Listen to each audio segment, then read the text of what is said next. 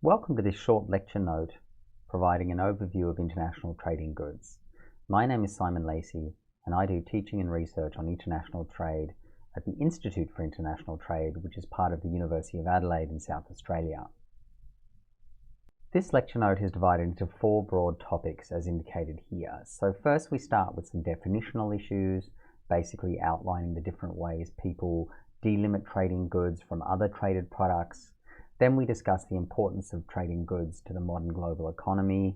Next, we discuss some important trends that are currently shaping international trading goods. And finally, we end with me providing you with some additional resources in case you want to know more about this fascinating topic. So let's jump right in and start with some definitions. So here you can see two definitions of goods. The first provided by the United Nations International Merchandise Trade Statistics, which defines international merchandise trade as referring to goods which cross the customs frontier and which add to or subtract from the stock of a country's material resources. The second definition I provide here relates to goods itself and comes care of the OECD System of National Accounts 1993, and which defines goods as the physical objects for which a demand exists, over which ownership rights can be established, and where ownership can be transferred from one institutional unit to another by engaging in transactions on markets. On top of these formal definitions, I think it's helpful to highlight some key ways in which people think about trading goods in the world of international trade. So first we have the silo approach. The silo approach essentially distinguishes trading goods from trade in services or trade-related intellectual property rights. This is typically the distinction that was developed as the WTO agreements were being negotiated in the Uruguay round to encompass new disciplines on areas that were significant in terms of international trade, but which were outside the scope of the global trade rules that existed up to that point, namely the General Agreement on Tariffs and Trade. After the silo approach, we have another approach which defines goods in terms of whether they contain certain physical properties. Arguably the most important of which is whether or not these goods take on physical and tangible form. So tangible in this sense simply means you can physically drop it on your foot, whereas intangible means it does not manifest itself in physical form in the real world. So services are for the most part something intangible, and before we negotiated and codified international trade rules on services, this category of traded products was generally referred to as trade in intangibles. Then there's the conventional view of international trading goods, which comprises those things that have to be physically transported across borders, typically by sea, river, road, or rail. This notion of trading goods is also increasingly coming to be challenged by new technologies such as 3D printing, where nothing physical has to actually cross a border. This is one example of how new technologies are having an impact on trading goods, which we will discuss in more detail later when we discuss a number of important trends impacting this sector. So let's have a look now at the importance of international trading goods. And so when we discuss the importance of international trading goods, I would focus on three things, namely the overall size of this activity, the sectors it encompasses, and the rules that have been developed to regulate it. So let's start with the size of this activity. And here on this slide, we have two charts that help us understand both the value of international trading goods and how that value stands in relation to the other very important group of traded products, namely trade and services. So both of these charts depict how trade in these products has grown over time, starting in 2005 and running up to 2019, and thus before the extreme change in underlying conditions wrought by COVID-19. So you can see that by 2019, the value of goods both exported and imported had attained a value of close to 18 trillion US dollars, up from just over 10 trillion in 2005. So you can see that by 2019, the value of goods both exported and imported had attained a value of close to 18 trillion US dollars, up from just over 10 trillion in 2005. The other interesting thing to note here is that imports and exports at the world level have largely grown in sync, which is logical since one country's exports is another country's imports.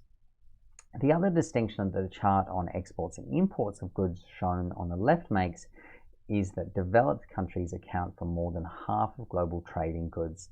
And again, this is logical considering the relative aggregate size of their economies compared to developing countries, of which the BRICS are a subset, as are least developed countries. Compare this with the other chart that depicts exports and imports of services, and firstly, the value of trade in services is about a third of that of goods. Second are the relative imbalances between exports and imports that you can see in services, which are not as pronounced as in trade in goods.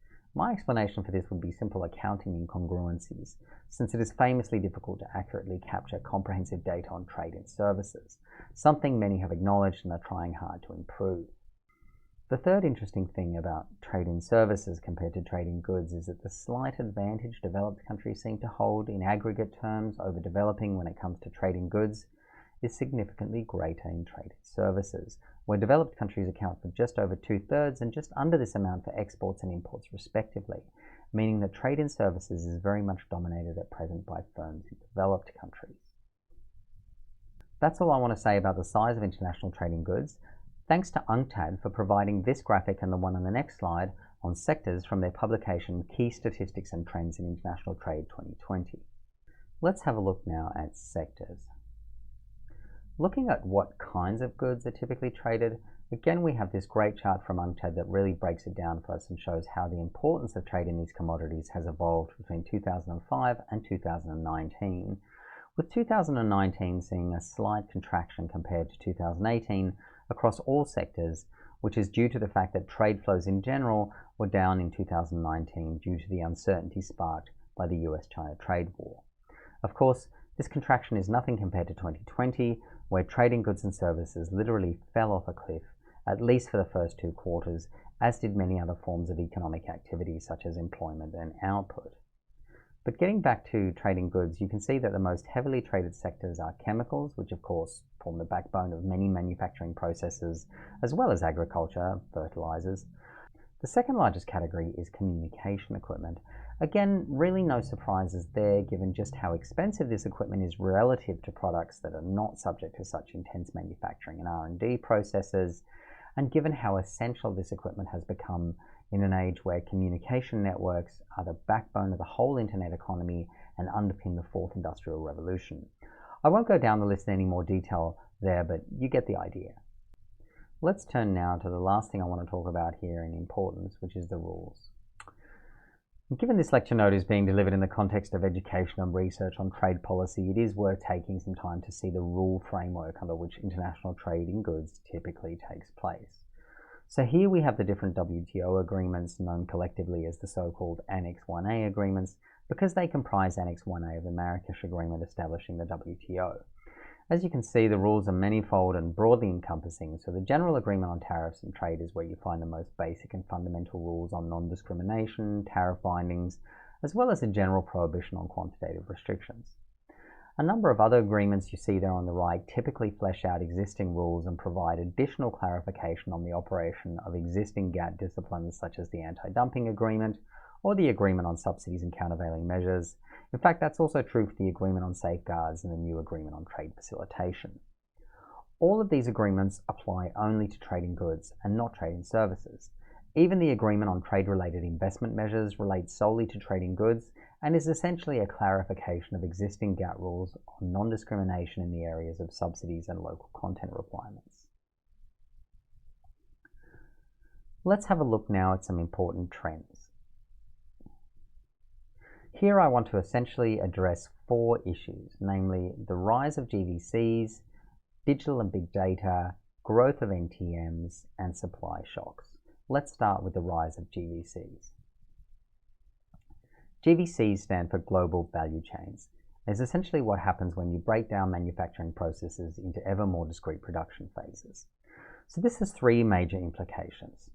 The first of these is the increasing importance of trade in intermediate products. In fact, recent evidence demonstrates that intermediate goods now comprise over 2/3 of international trade flows, meaning that the days in which the vast majority of any end product was sourced and finished in one single country are well and truly behind us.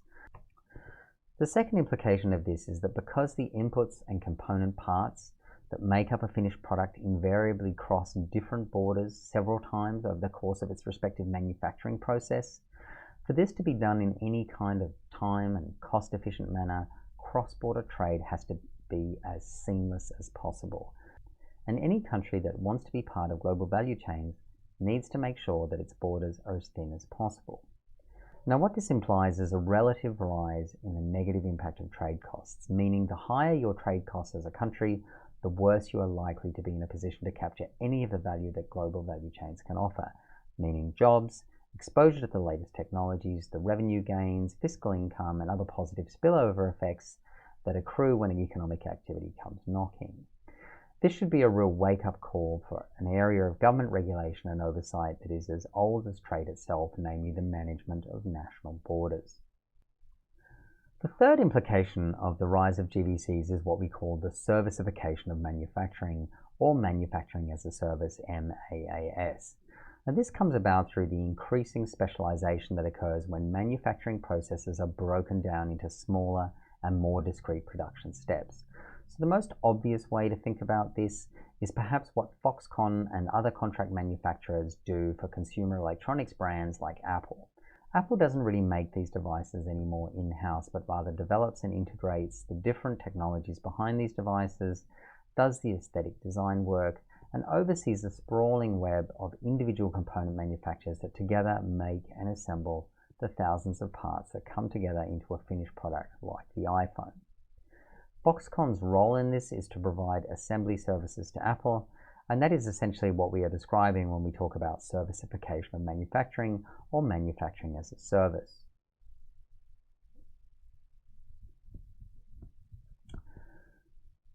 Digital and big data. So goods are becoming a decreasing share of everything that's traded as we move to digital delivery of many of the things we used to go to the store and buy in the case of music, or rent in the case of movies.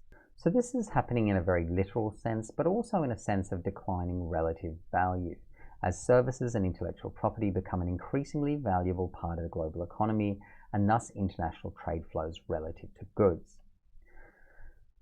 The digitalization of the economy and international trade also implies big structural shifts, as the communication networks, distribution channels, platforms, and devices that are essential to this new way of creating, selling, sharing, and consuming value are quickly becoming the commanding heights of the economy, meaning the most valuable in monetary terms and the most jealously guarded strategically. The next big trend we are seeing, ushered in by the move to digital and the rise of big data, is the birth and perpetuation of new elites.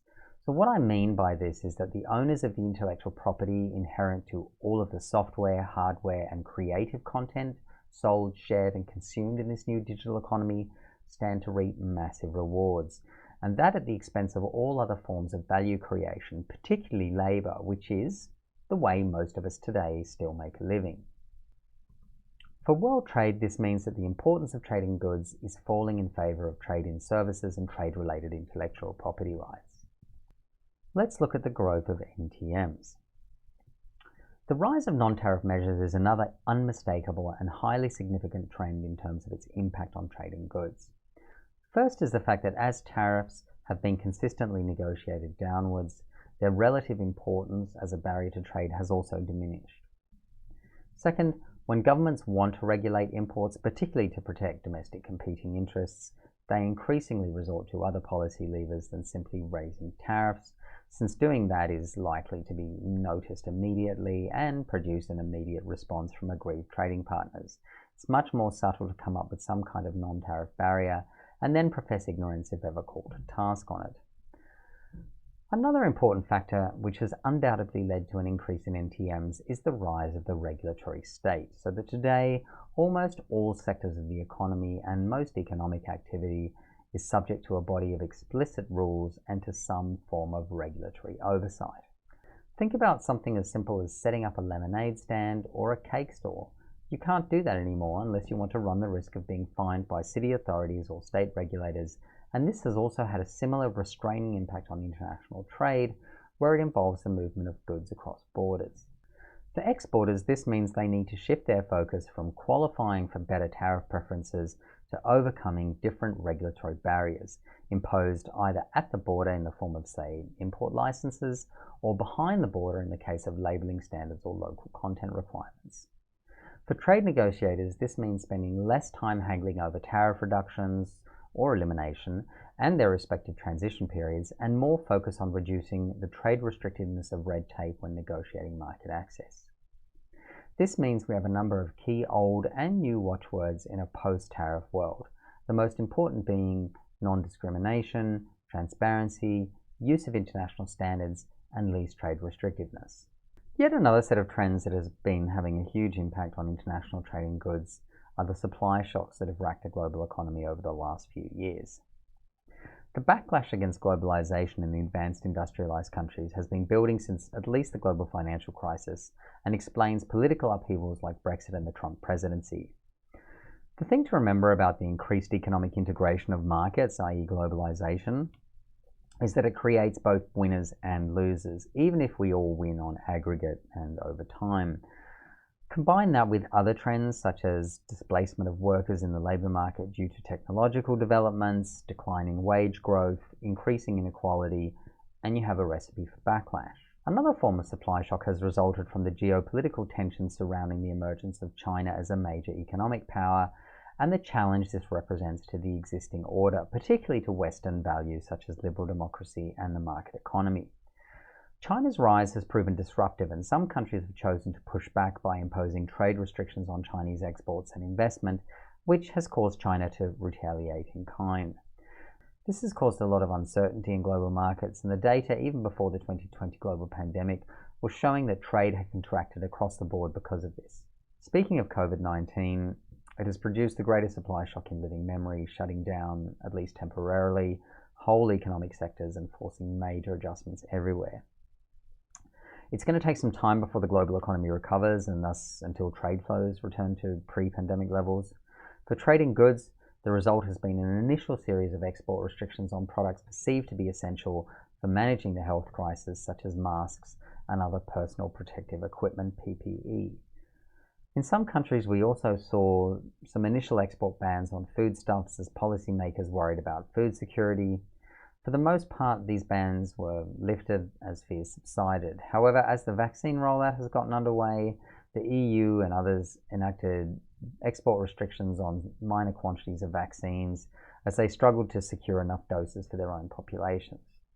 Another important impact on trading goods caused by the pandemic was an almost total collapse in the global air freight system, since close to 2/3 of international air freight had hitherto been travelling in the holds of commercial flights.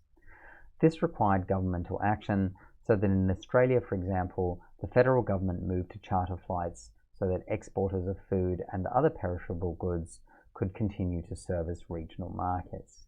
These shocks led a number of firms and policymakers to question the value of relentlessly pursuing economic efficiency in the configuration of supply chains, and to refocus instead, at least in part, on resilience, i.e. the ability of supply chains to withstand or bounce back from unanticipated shocks in the short term with minimal disruption. This newfound emphasis on resilience promises to have a number of important implications for international trading goods as firms seek to diversify both suppliers and end markets so as to improve the resilience of both their production processes and their economic positions as a whole. The shortening refers here to the closing of distance between producers and markets, and is the result mostly of technological developments and ever-shortening production cycles. Here, proximity to market is seen as vital in order to be able to maintain maximum agility in responding to changes in consumer preferences and to incorporate these changes into ongoing production runs almost in real time. Again, the implication here for international trading goods is a change in focus from far-flung and sprawling supply chains to locating production as close to big consumer markets as possible. Finally, let's get to the question of resources. This last section of the lecture note focuses on resources, basically where you can find and source data and research to learn more about international trading goods. It also focuses on which organizations are the most important in terms of governance. So looking at data and research, the OECD is as good a place as any to start when it comes to statistics on trading goods. And here you can see a whole range of charts and data that users can access for free and even share or download. This is the Trading Goods portal of the International Monetary Fund, which also collects and publishes comprehensive data on international trading goods for most of the world's countries and customs territories. Yet another good portal for this is the World Bank, although it too relies on the data collected and published by the IMF. However, the World Bank, like the OECD, publishes a number of really useful charts and data sets which can be downloaded, shared, and repurposed as required. The United Nations Conference on Trade and Development is, as the name implies, part of the United Nations and offers some very useful and informative tools on international trade, as you can see from the screen capture on this landing page. UNCTAD publishes both statistics and research on trends affecting international trade. Finally, I want to draw your attention to this very innovative and private initiative by 3 academic institutions called Our World in Data, which includes a section on trade and globalization. This initiative represents a truly innovative approach to using data to observe and understand international trade. Here you can see 3 charts from their website, the first showing the explosion in global exports experienced since the 1950s and until very recently. The second chart tracks the correlation between GDP and trade growth for different countries, and the third is a fascinating real-time map of all international merchandise shipping. I definitely recommend you check out this website and read the section on trade and globalization. Focusing now on governance of international trade, there are really 2 organizations that are the most important, although there are of course others. Here I have 2 screen captures from the WTO's website, the first for the Council on Trading Goods, which is one of the most important bodies deliberating on trading goods within the WTO, and where you can see links to other important areas of activity, research, and analysis on trading goods. The second screen capture is from the WTO's website's Trade Topics menu and shows all the different subheadings with further links on different areas falling under the broader ambit of trading goods. Although the WTO is principally concerned with governance, it is also a good source of data and research on all aspects of international trade. And finally, also in terms of international governance with respect to trading goods, we have the World Customs Organization, which also oversees important aspects of this area, such as the harmonized system of tariff classification, treaties like the Kyoto Convention on Harmonized and Simplified Customs Procedures, and the Authorized Economic Operator Program, again another trade facilitation initiative. This organization is dedicated to streamlining national procedures for the cross-border trading goods and is thus very important, although little understood and largely unknown to people outside the world of international trading goods. So that concludes this lecture note on international trading goods. I hope you found it informative, and if you want to ask any questions or share any comments, please don't hesitate to get or keep in touch using one of the pathways provided here. Thanks for joining me on this journey.